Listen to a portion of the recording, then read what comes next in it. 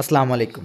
আচ্ছা, যারা নিজের স্পন্সর হবেন, তো অনেক সময় যেটা হয়, দেখা গেছে যে অনার্সের স্টুডেন্ট তারা ফ্রিল্যান্সিং করে, বা মাস্টার্সে করতে যাবেন, আপনি ফ্রিল্যান্সিং করতেছেন, এইচএসসি পড়তেছেন, ডিপ্লোমা পড়তেছেন, আপনি ফ্রিল্যান্সিং করতেছেন।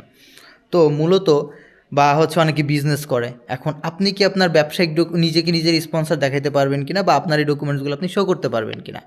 তো একজন স্টুডেন্ট নিজের স্পন্সর হতে পারবে কিনা সে রিলেটেড ভিডিও আমার আপলোড করা আছে ফেসবুকে এবং ইউটিউব দুই জায়গাতেই। তো ওটা চেক করে নেবেন যে আসলে কে মানে স্টুডেন্ট কি নিজের স্পন্সর হতে পারবে কিনা।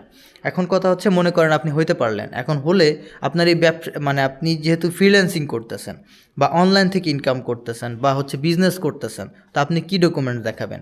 তো মূলত আপনাকে ডকুমেন্টস দেখাইতে হবে অফকোর্স আপনার কোম্পানি, এটা যেহেতু আপনার একটা বিজনেস বা ইনকাম সোর্স, তো ইনকামের ব্যাঙ্ক স্টেটমেন্ট আপনাকে শো করতে হবে, ঠিক আছে? এর পাশাপাশি আপনার ট্যাক্স ভ্যাট আপনাকে শো করতে হবে।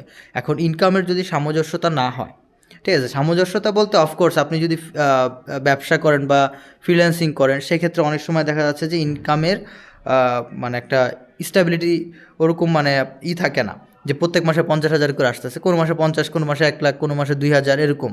তো যদি এরকম থাকে কোনো সমস্যা নাই, কিন্তু কথা হচ্ছে আপনি ওটা ট্যাক্স ভ্যাট দিচ্ছেন কি না, ওই ইনকামটা ঠিক আছে কি না, ঠিক আছে, এই জিনিসগুলো যদি সামঞ্জস্য থাকে অফকোর্স আপনি আপনার ডকুমেন্ট শো করতে পারেন এবং নিজের স্পন্সরশিপ দেখাইতে পারবেন, কোনো অসুবিধা নাই, ঠিক আছে? শুধু জাস্ট ডকুমেন্টটা যাতে সামঞ্জস্যপূর্ণ হয় এবং ইনফরমেটিভ হয়।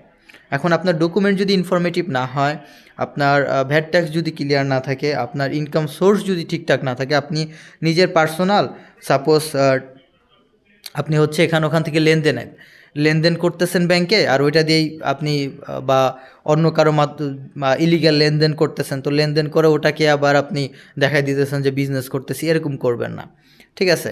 কারণ একটা স্টেটমেন্ট দেখলে, A to Z দেখলে আমরাই বুঝতে পারি যে আসলে ভিতরে কী আছে না আছে। আর একটা অ্যাম্বাসিডর তো ট্রেন আপ, তিনি আরও ভালো বুঝতে পারেন।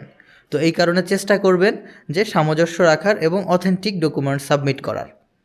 আর হচ্ছে যদি কোনো প্রবলেম হয়, সেক্ষেত্রে আমাদের মতো যারা প্রফেশনাল আছেন বা ভালো কোনো এজেন্সির মাধ্যমে আপনি ফিল ফ্রি টু তাদের সাথে কথা বলে, দেখা যাচ্ছে বিষয়টাকে ডিসক্লোজ করে, নিজের ভিতরে না রেখে ডিসক্লোজ করে ওইভাবে গুছিয়ে সাবমিট করেন, অফকোর্স ভিসা হয়ে যাবে। Thank you.